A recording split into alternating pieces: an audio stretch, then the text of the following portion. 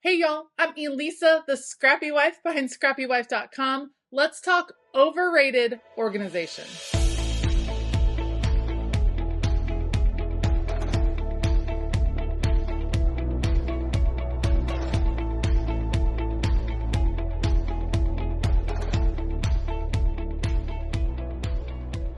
Over the years, I have spent a lot of time and effort organizing my creative space, my craft room, this basement, lots of time and effort in the organization process because I happen to feel really passionately that an organized space is going to spark more creativity. Now, as I've done that over the years, there are a few things that I've come across that have been really popular that everyone seemed to be doing that I think maybe in the end are a little bit overrated. And I want to share those thoughts with you if you are organizing your space to help you make some informed decisions on what is going to work best for you in the long run. Let's do it. Okay, the first item is something that I have probably owned 5 or 6 of in the past, and I will buy it, get excited about it, and then end up tossing it because they just don't work in the end. And that would be those rotating desk organizers. I've owned several different ones, different styles, different sizes, and here is the issue. It always looks beautiful when you set it up. It looks gorgeous with the pens and pencils in it, but in the end, are you really able to get to everything you need? Oftentimes, we overload those particular organizers with so much stuff that it weighs them down, makes it much harder to actually rotate them. And the truth is, they are really big and really bulky. If something has to have the room to rotate, then it actually takes up more physical space on your desk than it actually provides in storage. And so it starts encroaching on your creative space. So I have, for the moment, stopped using those rotating organizers. I hope that I will learn my lesson. I always think they look so beautiful in the store. I think they look awesome online. And so I get excited. I want to have it on my desk. And then when I bring it, in the end, it doesn't really work out for the best. Something that has worked out much better for me is to just have a small tray of sorts that holds my most used items. I have it right here. It's really the bare basics of what I need to create. And I have it right here. I can throw things in and out, but because it's so small, it keeps me from overloading it with too much stuff. I can easily find the basic supplies, the basic tools that I use all of the time. And it's just been an easier solution and it takes up less space on my desk. I don't have to rotate it. I can already see everything in it. It is fabulous. All right, something else that I have fallen for over and over again usually happens to me when I visit a store like HomeGoods. See if this has happened to you too. You go in to HomeGoods or Marshalls or TJ Maxx or At Home, any of those stores, and you see an organization solution. You see a box, you see a basket, you see something that just strikes you, inspires you, and so you pick it up, you bring it back. It either works or doesn't work, but even if you're wanting it to work and you want to buy more of it, can you find more of it? That's what happens to me. Beware of falling for those one-off organization systems.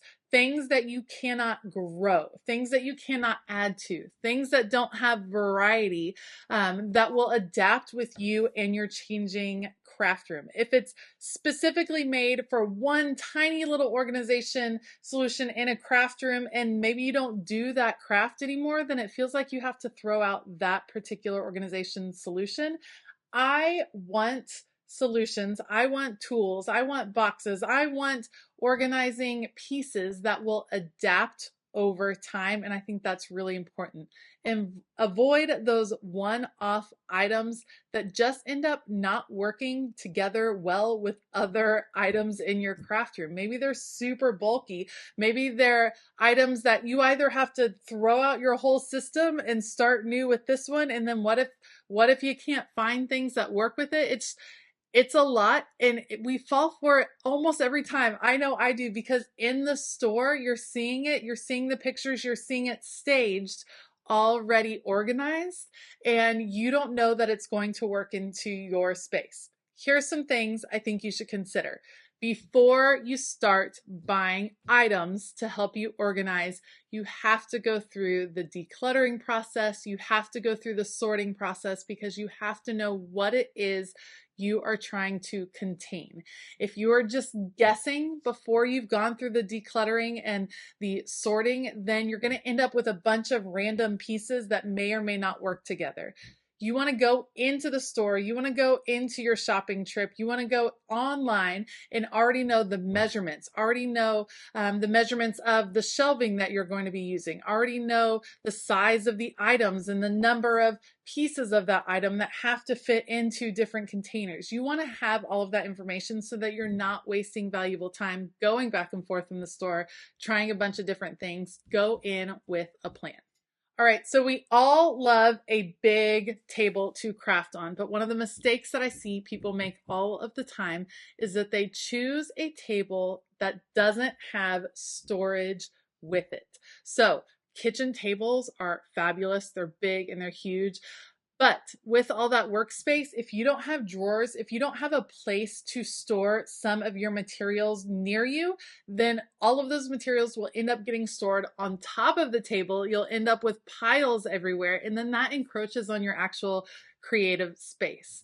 I always suggest, instead of buying the biggest table you can that doesn't have actual drawers or actual doors or actual storage built into it, really look for a solution that's going to combine the two. The more storage you have underneath your desk area, underneath your crafting area, the more crafting room you're going to have on top of that area. That doesn't mean you cannot just get a big kitchen table, because you can. You just have to have a solution. They have all kinds of rolling drawer systems. You could get a craft cart. You can get something that fits under that table that will hold your most used supplies, hold the things you're using for your projects. Get it off of your workspace so that you can save that workspace. We get so excited to pick the biggest space that we get distracted about whether or not there's actual storage in that desk that we are going to use. All right, and the last one is a big one. And if you've been around my channel for very long, you know that I have pretty strong opinions when it comes to cube storage. Here's my issue with cube storage, specifically Kallax storage from IKEA, is that it's so big that it often ends up being these kind of bins of darkness where lots of our craft supplies go to never be discovered again. Don't get me wrong. There are fabulous uses for the Kallax system. I've used it with my kids in the past. It's great for larger toy storage when they're little, to help them clean up and be able to throw into bins. It's great for crafting, especially if you're using yarn and fabric. Those work really well. However, as a paper crafter and as someone that uses a lot of smaller supplies, I find that it wastes space because you cannot adjust the shelves. I would switch to a system where you have adjustable shelves, like a bookcase or different, shelving units where you can adjust the shelves on the fly to work with what you have, so you can maximize the amount of shelf space that you want to use to store your craft supplies. In a small space, every inch counts. So if you have 3 inches between the top of your bin or the top of what you want to store in that Kallax unit and then the next part, that is 3 inches of wasted space that could hold something really, really valuable, really, really lovely, and really, really inspiring in your craft space.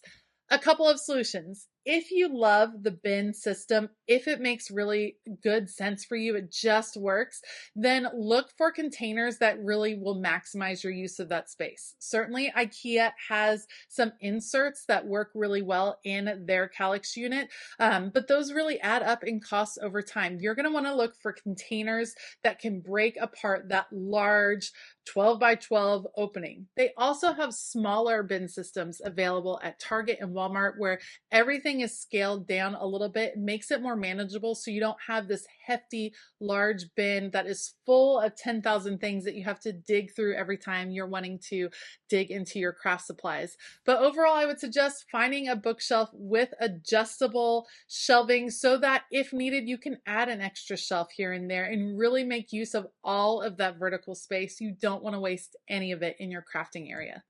All that being said, All of our spaces are different. All of the ways our brains work to be inspired, those are different as well. And you want to find some organization solutions that work really well for you. I just wanted to share some of the pitfalls that I have fallen for over the years in trying to get my space organized, some of the lessons I learned, and hopefully it helps you as you are trying to make some decisions to get your space in order as well. All right, so let me know, what organization do you think is overrated? What is one of the trends that you see everywhere that you think, I don't know that that's for me? Let me know down in the comments below. I'd love to have some discussions down there. You all always have fabulous ideas to share and fabulous opinions to share. I cannot wait to read what you have to write. I want to give a huge shout out to all of my Patreon members. Thank you so much for being amazing people. It is a great, crafty community, super supportive, and we would love to have you over there. There's all kinds of great perks that you can receive over on Patreon. And if you want to find out more, you can check the link down in the description box below. All right. I hope that you have a fabulous day. And as always, keep it creative.